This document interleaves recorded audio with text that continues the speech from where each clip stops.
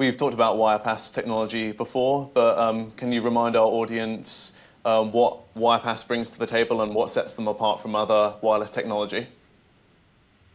Thanks, Eamon, and that's a brilliant question, and that's often what we get, because a lot of other technologies are obviously claiming the same arguments that we are claiming, but then obviously at the end of the day it's the actual deployment that matters.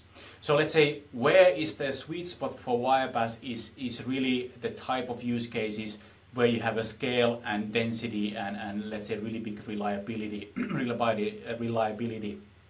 requirements.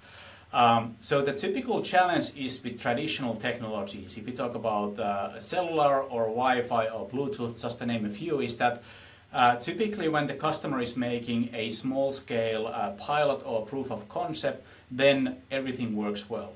But then when the actual deployment is thousands or even tens of thousands of devices, then that's typically where we see the problems appearing, and then that's typically too late for the customer that, okay, hey, I have a scalability problem, this doesn't scale. So you should always start with a technology that has been proven in the field for high deployments. So what's the secret sauce for Wirepas for the big deployments is also the fact that with Wirepas, the gateway, which can be this kind of a simple device, the gateway does not have any network management role whatsoever. So the small battery operated devices, what you see here, just an example, these are the devices which have the intelligence, and these are the devices which are building the network fully automatically. So the network is a self-healing, self-optimizing and self-maintaining. So our customers who are licensing our technology, they can purely focus on their application development and their strong core values, where we as a Wirepas, we are just making sure that you have the most reliable and scalable mesh network for your product. Cool, excellent. So the thing that I'm immediately taking from that is, if you need big, go Wirepas. If you need scalable, go Wirepas. And from what you said, testing at small scale doesn't always mean it'll work. So if you are thinking big, just go straight to Wirepas. Maybe if I might add on that, then obviously, I mean, if we as a Wirepas, we don't see a fit for your use case for Wirepas, then we are also very proud to say that, hey, unfortunately our technology is not a fit for your use case, so we recommend of using something else. Nice. So that's a good thing also to keep you in mind. Cool. Transparency, always the best policy. So, welcome to the ipXchange studios. We're here with Ola from Wirepas for another Ask an ipXpert segment. So we've talked about Wirepas before. They're pretty much the people you want to go to if you're mesh networking. And Ola, you've got some stuff to show us in terms of where this can be used effectively and what you need to look out for when you're doing so. Yes, and great to meet you again, Eamon. It's been a while since we met at the Embedded World, so it's my pleasure to be joining this session at ipXchange. Yes, so my name is Ola Välipakka, coming from Wirepas, heading the partner growth nowadays at Wirepas. So what I would like to tell you today is that give you some examples of the different use cases where we as a Wirepas think that our wireless mesh technology is a good fit. It's not a good fit for all the use cases, but these are the use cases where we think it's a really good fit, and also what I would like to give you some food for thought when you are thinking of your IoT solution or the potential problem that you would like to solve. So I would like to walk through some of the verticals that we've been active in the past years. Cool. Shall we just get on to the sharing? Yes. Let's start with some very, very good use cases for Wirepas. But actually, before we deep dive into some of the use cases, I would like to highlight some of the key verticals that where we as a Wirepas are active, and obviously these are the different domains where we see a good traction for IoT-based or wireless-based solutions. So just to name a few: smart tracking, building, manufacturing, and energy. Obviously, there are plenty of use cases which fall outside of these verticals, but proactively we are very active on these different verticals. And just for your information, in our current customer base, we have identified more than 100 different use cases for our wireless technology. So I'll give you just a glimpse of a few different examples. So let's start with tracking. Well, first of all, I mean, why would you like to track something? We all know that if you are doing manually tracking your assets, it's a time consuming, there's a human error, it's an inefficient, you cannot do auditing and other stuff. What's the other, let's say, challenge with what are some drawbacks of the existing IoT solutions for smart tracking as an example? So typical smart tracking deployments, if we talk about ultra-wideband or RFID or Bluetooth, just to name a few, they all share the same problem. When you are building the deployment, everything needs to be wired. So you have your readers, you have your scanners, they all need to be wired, which means that you need a careful network planning, you need cabling, you need kilometers of cabling, you need an expert to do the installation, and everything is very costly. So what can be actually achieved with our technology is that I'm going to show you a device here. This is a wireless, simple battery operated device, and this is the only device needed to build your, these are the devices which are needed to build your infrastructure. No cables, fully wireless, and you can have a 5 to 10 year battery life. Easy as peanuts. Anybody can do the installation. But I'm going to give you some of the examples that we've been working in the past. Here's just an example from our partner Omniscient. So they were building, their tracking solution was used in a high-rise Singapore building constructions. So we know, like in this kind of a construction sites, you need to be able to track the people, you need to be able to track the material, and so forth. And especially if we're thinking about a construction site in general, the construction site is evolving all the time, so you can imagine that having a wired solution would be really painful and time consuming. So with Wirepas, you can have the full infrastructure built in these cute little wireless devices, and the only thing you need to then add, for example, for the helmets of the people, you just add a simple tag and you are able to track the people. And one thing here, which is also quite amazing, is that they were able to deploy the system under 4 days, and the area is a whopping 15,000 square meters. So this is an example from a construction site. So just a question that I have for that. So it says there's 1,800 things being tracked in that. What wireless protocol are you using for that? Is that? So this is all wireless. This is all Wirepas. Oh, I mean Bluetooth or. So basically, our 2.4 gigahertz implementation, it's based on the Bluetooth low energy physical layer, but the protocol layer and the connectivity is fully implemented by Wirepas, and it's actually our protocol which enables have the full infrastructure battery operated. Oh, nice, cool. Next very exciting example is asset tracking in the hospitals. And actually, based on the studies, the healthcare professionals, they spend on average 30 to 45 minutes per day for looking something which is misplaced or lost. So what does this mean in practice? That all the time, each minute that the healthcare professionals are looking for the stuff, that time is away from the actual patient care, which is very pity. And on the other hand, when the hospitals, when they are misplacing the items, it also means that the hospitals need to have a extra inventory of items because the part of the items are being misplaced. So actually our partner ipXpert, which is nowadays part of the RFID Discovery, they have created an asset tracking solution based on Wirepas, and they are deploying that, for example, in the NHS hospitals in London. So with the help of ipXpert solution, they're able to locate medical equipment like infusion pumps, wheelchairs, beds, amongst the others. And the biggest thing is that when the healthcare professionals, when they are able to locate the items, they don't need to spend time on searching for them. And on the other hand, for the hospital perspective, when they know where their items are, they don't need to have an extra inventory for the items. So this is a massive savings both from the CAPEX and from OPEX side. which is very important. And in this specific example, this shows that how easy it is to deploy a Wirepas-based asset tracking solution, for example, for the hospitals. So this specific deployment was done during the COVID-19 lockdown, and actually it only took 4 days to deploy because the deployment was done fully by the local healthcare professional with no external installation people whatsoever involved.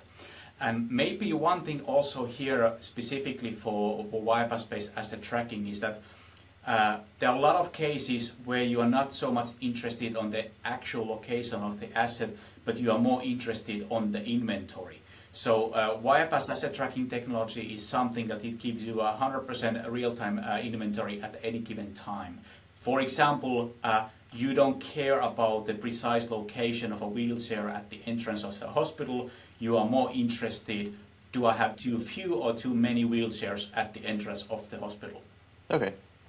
So it's less about kind of GNSS accuracy and more about do I have in general? Yes and no. So with Wirepas-based asset tracking, we don't target for like super accurate positioning. So typically with our positioning, you can get like a 3 to 5 meter accuracy. Oh, still very... Yeah, so or let's say room level accuracy. So most often, like if you think about the human eyesight, if you know that something is within 3 to 5 meters, then for sure you are able to locate it. Yeah. Or if you know that a specific item is in a specific room, for sure you are able to find it. But of course, there are use cases where you're looking for sub-meter accuracy, like if you were looking for like a specific instrument or something, that would be another case. But for most of the asset tracking cases, this kind of accuracy that you are able to achieve with our technologies is more than sufficient. Cool. And I guess in terms of monitoring everything, there's an app or some cloud-based inventory thing, which, I mean, I can see a picture of someone kind of checking a tablet. Is that? Yeah. Okay, cool. Nice. Yeah. So typically, like we as a Wirepas, we are a technology company, so we provide the technology, and like in this case, it's the ipXpert which have developed the map application and the user interface and apps towards the end customer, which is in this case the NHS hospitals. Cool. Oh, excellent. Good. Let's go to the far other end of the asset tracking. The challenge with some of the other asset tracking technologies is indeed the reliability in a challenging environment or in a very dense environment. So I think this is probably the most extreme case that you can imagine. So one of our public references is Maersk, which is of course a well-known brand across the globe. So the biggest shipping vessels in the world, they can carry more than 20,000 sea containers, so that's a massive amount of steel and metal. So this puts you, let's say, very big requirements for the technology to operate in such challenging environment and also in a such density. And actually our technology is pretty much the only wireless solution which is standardized in the Digital Container Shipping Association to work in such demanding environments. So in terms of, you mentioned a lot of metal around there, because I guess that's going to be a big shielding problem for a lot of wireless technology. What's the special way that Wirepas gets around that, or is it to do with the positioning of the actual little asset tracking bits on the containers? I think the one of the key ingredients for Wirepas is that in the network there's no single point of failure, because every single device you add to the network will extend the coverage of the network, even the battery operated devices. And the other thing is that obviously like a metal environment will cause a lot of reflections, and obviously that is a challenge. But purely from radio spectrum perspective, and now if we specifically talk about Wirepas-based asset tracking, the devices in the network, they can use all the 40 channels available in the 2.4 gigahertz spectrum, which gives you a very strong interference tolerance, and at the same time the devices are neighborhood friendly because they try to avoid using the channels which are used by the other devices. if I take an example of traditional Bluetooth-based asset tracking, all the devices are using only 3 channels to broadcast the BLE beacons, and especially in the metallic environment or in a dense environment, that will be a chaos in a big scale deployments. Okay, cool. Let's go to smart building, which is actually quite interesting domain as we speak. Obviously, the buildings are getting more and more intelligent. So whether we talk about smart lighting control or whether we talk about like occupancy sensors, especially after the COVID, when the people started coming back to the office, obviously only portion of people came back to the office, and they wanted to know that, is what's the utilization rate, for example, for the office spaces, or is a specific desk, for example, free. Not to mention like environmental monitoring, whether you want to measure temperature and humidity. And there are new regulations, for example, in UK for the social housing, is that okay? Has the apartment been ventilated, or has there been anybody in the apartment? And really the beauty with the Wirepas in the context of smart building is that it's the same connectivity that can basically cover all of these use cases I was just mentioning. Just give you an idea, for example, this is a simple battery operated device from our partner Haltian, which is measuring all kind of environmental values, so humidity, air quality, and temperature, and so forth. And it has a 3 to 5 year battery life, and it's a simply battery operated device. Or maybe another example, just a passive infrared sensor. It means that it's able to detect that if there's any movement or if a desk is being occupied, and so forth. So I would like to give a few examples on this smart building domain as well. So as mentioned, Haltian, they have actually quite interesting a concept, and not even a concept because this is already in the production and it's being deployed worldwide, is called an empathic building. So basically, when you have an office employee coming to the office, they can choose that they can choose the location based on the is it a quiet place or is it a noisy place? Do I want to work by myself or do I want to work in a group of people? So basically, they have their solution has a whole bunch of different sensors involved, what you can see on the presentation.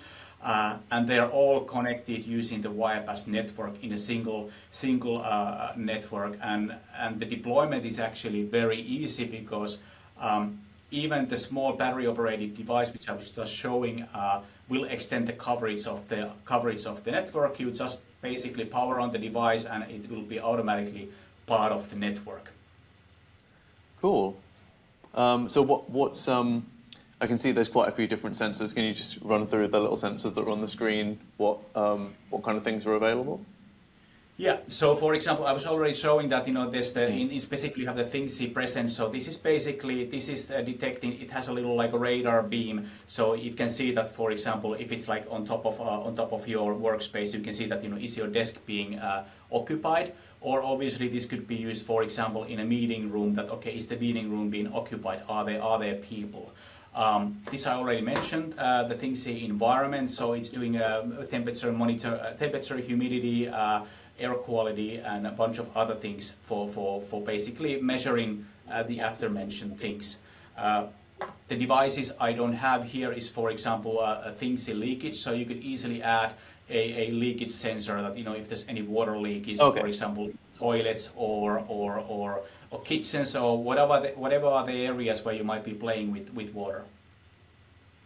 Cool. Yeah, good stuff.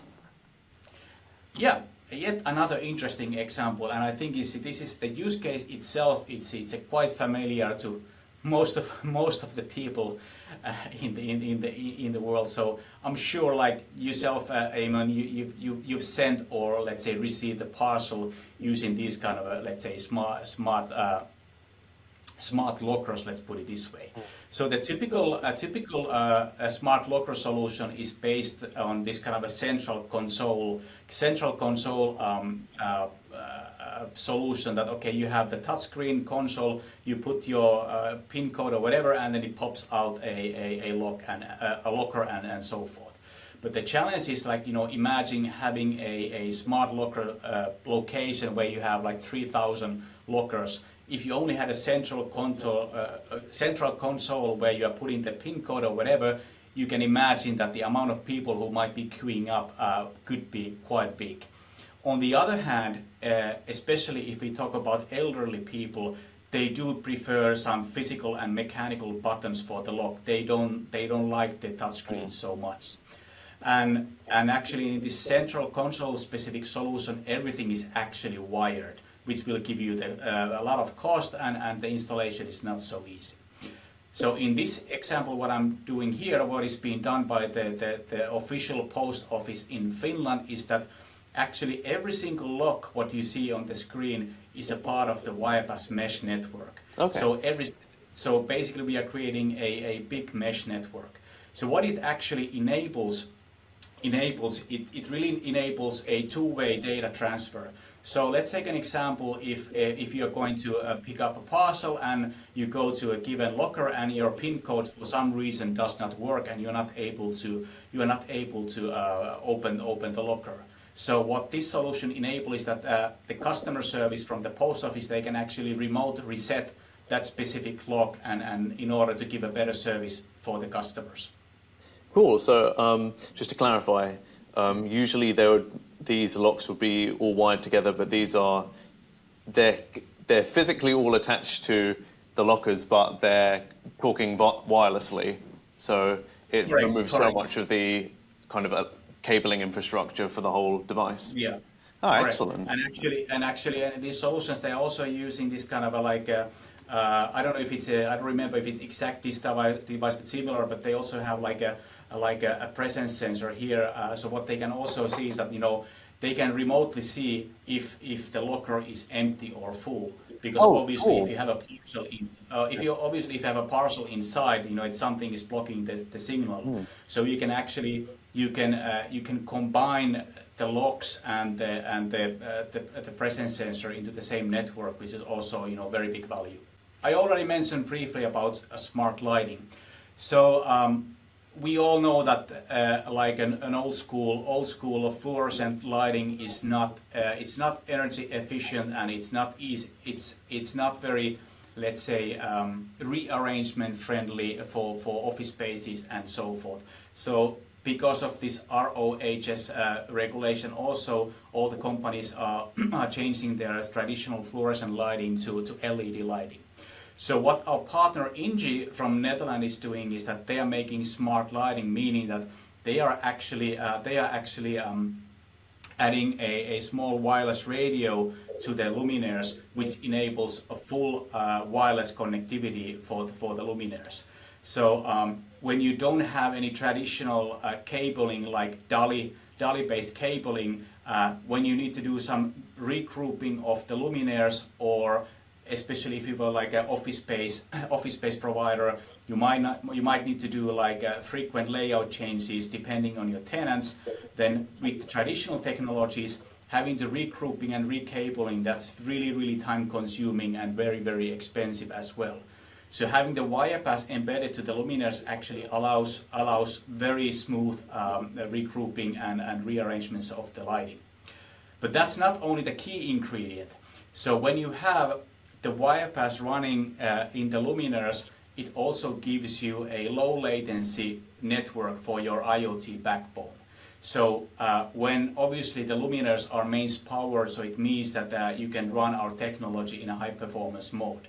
So what actually this enables, that if you have Wirepas enabled lighting, then you can add any kind of other sensors like what I've been showing here, whether it's a temperature or presence or whatnot, and they will just connect directly to the luminaires itself. So basically, when you have Wirepas enabled lighting, you don't need any additional infrastructure or backbone for the connectivity, because it comes sort of free of charge with the lighting. And as listed here on the slide, there are a bunch of different use cases which can be combined to the same connectivity provided by the lighting, whether we talk about climate control, indoor navigation, asset tracking, and so forth. Oh, excellent. Let's move to the other domain, so smart manufacturing. So it's actually quite surprising that when we talk about smart manufacturing, that there are still thousands and thousands of machinery worldwide, and some of the oldest machines which are still running at the production lines, they can be even from the 50s, and basically these devices are dumb devices. They are not considered smart by any means because they are not producing any data. So the question is that, okay, how could you make these devices, how could you make this machinery intelligent without adding too much of overhead for the pricing? And one of the biggest takeaways for why would you want to do some sensoring in the manufacturing facility is that if a device breaks down, then if you have any like a service and maintenance or like a production hold, that's going to be very, very expensive. If you take like a paper and pulp manufacturing facility, a 1 hour break can cost like 100,000 euros or so forth. So what our technology enables is a really cost-efficient way of making these devices, this old machinery, intelligence, and I will give you a few examples of that. Interesting customer reference, Schaeffler is one of the world's biggest ball bearing manufacturing companies, and they have developed a Schaeffler Uptime, which is basically a cloud-based predictive maintenance and smart lubrication system based on the Wirepas. So what you see here on the picture, you have simple battery operated devices which you connect to the machinery, and then that device will start producing meaningful data, whether it's related to temperature or vibration and so forth. And the lubrication unit is actually quite interesting because based on the analytics, you know that, okay, when you need to lubricate a given machinery. And not directly related to this, but just give you a food for thought. If you're taking like a traditional elevator in the buildings, they need to be maintained maintained every 6 months or 12 months. You see the little certificate in them. Yeah. Regardless if they have been sitting idle for 1 year. So you can also add these sensors to the elevators. So basically you can also get some utilization data on how much it was actually being used. And that being said, this smart lubrication unit, it has the information of how much the device had been used, so it will know how to adjust the lubrication according to the utilization. Okay. Yeah, so I imagine that probably saves a lot in cost because you're doing stuff the amount that you need to do it rather than kind of the maximum amount at all times because you don't know how much it's been used. Yeah, exactly. Oh, good. Exactly. Another angle for the same use case is that companies in this example, Sulzer, which is one of the world's biggest pump manufacturers from Switzerland, is that if you are making let's talk about new product line. So if you are making, let's say, very expensive new pump, it is okay from bill of materials perspective to introduce like a wired connectivity for the device in order to produce the meaningful data. But then you have the lower end of your product portfolio where you cannot spend hundreds and hundreds of euros or dollars for the connectivity. So those are the exact cases where you want to introduce a battery operated vibration and temperature sensor. And actually what you see here on the picture is coming from our partner Treon. This is the device what you can see on my hand. So this is purely, you can either attach it just using this like 8mm thread, or you can just like attach it using magnetic or some sort of a glue. But it means that you just plug this battery operated device to your pump, and all of a sudden your pump becomes intelligent and it starts producing meaningful data. Nice.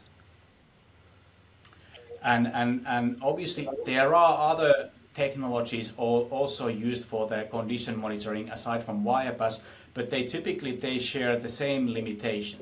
So traditional wireless technologies, if we take like a Wi-Fi or Bluetooth as an example here, it means that the sensor which is connected to the machinery, it always needs to have a connectivity to the gateway or the repeater. And obviously, if you're out of the coverage, your only option is to add another gateway and another mains power repeater. And both of these devices are mains powered, so it means that you need very expensive cabling and installation, and one gateway can cost easily 1,500 euros just for the installation. Now, when we put it in the Wirepas context, the device, the simple sensor device, does not need to have a connectivity to the gateway. It only needs to have a connectivity to the nearby sensor device. Because again, with the Wirepas technology, every single device you add to the network will extend the coverage of the network. So typically in this kind of a smart manufacturing facilities using Wirepas, you have one or two gateways at the end of the production site. So you don't need to have any gateways in the actual location where you have the machinery. Excellent. Yeah. And let's go another, I would say a little niche, but super exciting reference. So Stora Enso, very traditional and very big pulp and paper manufacturing company in Finland. So you can imagine in general, when you have a big production or process plants, you have thousands and thousands of valves located, because if you're having like a maintenance, some of the valves need to be open, some of the valves need to be closed. That's like the everyday business. But the challenge is that, like, for example, when you're entering a service maintenance, all the manual valves, they need to be closed by humans. And when humans are doing the work, there's always a room for error. So how on earth you can make sure that all the valves that need to be closed are closed, and vice versa, which are open? So I have actually that specific device here on my hand. So this is actually very, very simple device. So this is a simple a angle sensor, what you can see here. So it's basically detecting what's the angle of the valve. And with the Wirepas embedded, it means that it's able to broadcast that or send the valve angle location wirelessly through each valve eventually to the gateway and backend. So basically, the service operator or the control room, they will have a full visibility on what's the angle of the valve without having any manual interference. Excellent. And just to clarify with that one, it's just telling you what the position of the valve is. It's not Yes. It's not actuating or anything. No, it's not actuating. It's basically just giving am I open or closed. Excellent. But obviously, you can go. It's like a 1 degree precision you can get. So yeah. Cool.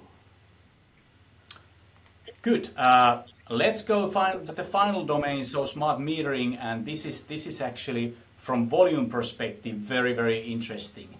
In general, when we talk about smart metering or smart electricity metering, precisely is the fact that a lot of the, let's say, modern European countries, they already have like electricity meters which can be read remotely, because a lot of the legislations, they require that, okay, the utility needs to be able to read the electricity like every 15 minutes. Yeah. So obviously, in order for do the reading, you need to have some sort of a connectivity for the reading. But if I take an example of an India, which is our big market for electricity metering, so you can have a location like a rural location where you have millions and millions of electricity meters. So you can imagine that gives you quite a bit of restrictions or requirements for the technology. So there are some usual suspects on the connectivity providers for smart electricity metering, and let me explain a few. So obviously, having a cellular connectivity, that's a very traditional solution, but there are drawbacks on that. So first of all, if you wanted to use cellular connectivity, it means that your house or your apartment needs to be in the range of the cellular coverage, and obviously if you don't have the coverage, you might need to add like an external antenna to your house to have the coverage, or the worst case, the telco would need to build another base station, which would be obviously really very, very expensive. And the other thing is that if I take like a typical size of a European city, you might have like, let's say, a half a million electricity meters. So if all the electricity meters are running cellular connectivity, it means that all of the devices, they need to have some sort of a SIM card. And when you have a SIM card, it means that you need to pay something to the telco. And typically, the cheapest eSIM cards are maybe 50 euro cents per month. So you can imagine that if you had a half a million meters, you would be paying 250,000 euros only for the telcos for the connectivity. So that's clearly a really bad from total cost of ownership perspective. If I take another example, another technology which is a PLC, which is a power line communications. So the challenges with the power line communications is, first of all, that the bandwidth for the data transfer is very limited, and the other challenge is that the power line communications are obviously based on power lines. So you can imagine that if you have houses or let's say places where you need to install meters in a very rural areas and you don't have other houses, so if you just need to basically have the cabling, the PLC cabling for individual houses, then that would be also very costly. So now we come to the question that, okay, what is actually Wirepas solving in this context? And I will bring you an example here. So with Wirepas, as I've been explaining throughout the examples, is that every single device you add to the network will extend the coverage of the network. So in the smart electricity metering context, the electricity meter itself does not need to have a connectivity through the cables, does not need to have the connectivity to a cellular base station. Only thing which is required is that it has a connectivity to the nearby other electricity meter, and that gives you a massive scalability on the network. So what I'm showing here is probably the world's biggest mesh network in the world. So this is located in Oslo in Norway. So in this deployment we have close to 1 million devices in a single network. And when I'm saying a single network, it means that there are no sub-networks like you would have in some traditional technologies like Zigbee or Thread, just to name a few. Wow. So what? That's cellular, is it? No, this is Wirepas. Okay, cool. Yeah, and maybe if I may add on is that what's the biggest challenge in the electricity metering is that if the utility is not able to do the reading of the meter, then obviously they cannot do the billing. Yes. So that's why typically in a utilities the service level availability requirements are very high. So there are other technologies where you can like reach the service level availability of 98%, but typically the last 2 remaining % is the most expensive for the company. And what our technology has been proven in this installation is more than 99.9% service level availability for the utility. Cool. The other thing I was going to ask actually is when it comes to cellular networks, if you're doing smart metering via that, is that taking if you've got say 1 million electricity meters, is that taking up a lot of the bandwidth on the actual network from?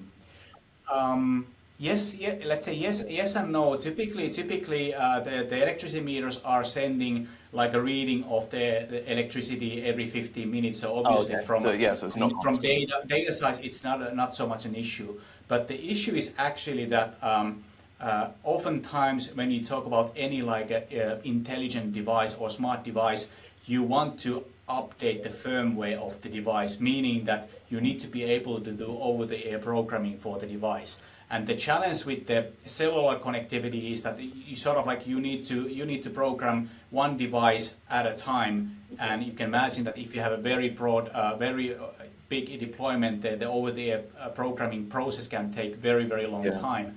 So what happens in the case of Wirepas is that the new software image is actually propagated through the mesh tree topology. So the over-the-air programming process is significantly more efficient with Wirepas compared to some other technologies. Cool. Excellent.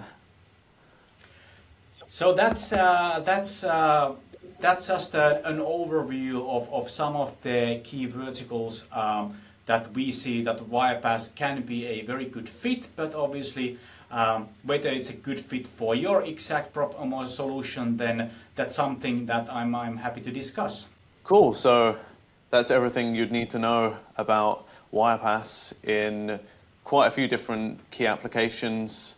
So thank you very much, Ola, for your time. And if you've got any questions about Wirepas or you want to use their technology, then head over to the ipXchange website. We've got a write-up that we did for Embedded World, which kind of takes it through all the different mesh network technologies that Wirepas offers.